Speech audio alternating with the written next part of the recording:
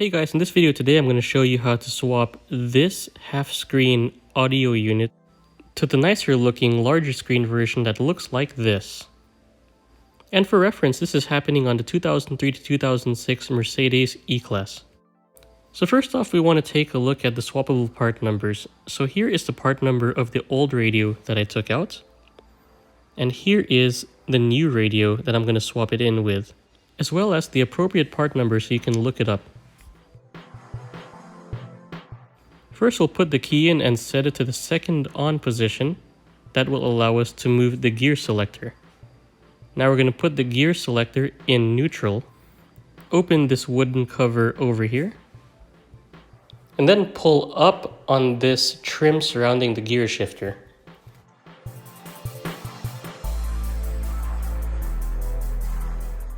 There are two silver T20 Torx screws to remove.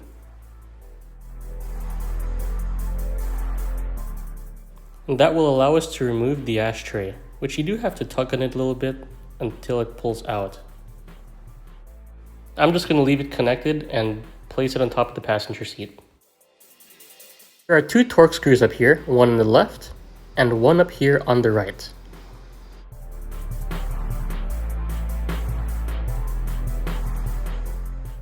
There are three wires connected in the center on top of this Bosch box. We're going to remove these, starting with the fiber optic wire and then the two remaining wires. So we have this removed, we have this plugged remove as well, and then the orange fiber cable. And now we're able to pull this CD changer out. And now there are two Torx screws on this radio itself, one over here, and then one on the other side. Just got to loosen those significantly to be able to pull the radio out. Now reach behind the radio and then pull it straight out. It should come out easily.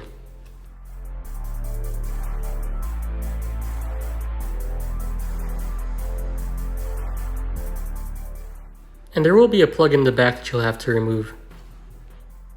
So now the radio is totally free. Just want to compare the old radio and the new radio right here. You can see one with the smaller screen and one with the larger nav screen. Placing it in is easy. All you have to do is just connect it like this. Just connect the fiber to the back of the radio.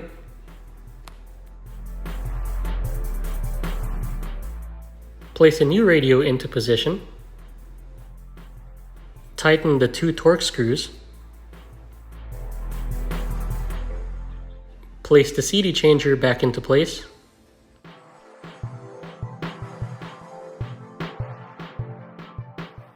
Reconnect the three connectors.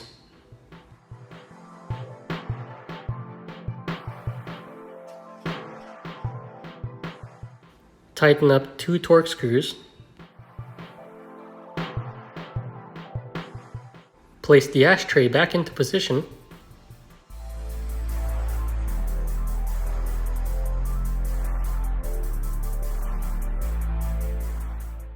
And now check the radio. The radio should power on and it should work as usual. Now, it's not going to have satellite radio and it's not going to have navigation as well, unless you install those boxes into the car as well. Now install the remaining Torx screws.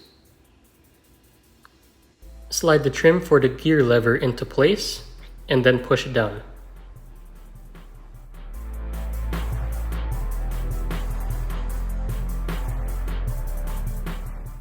So now you have a working radio.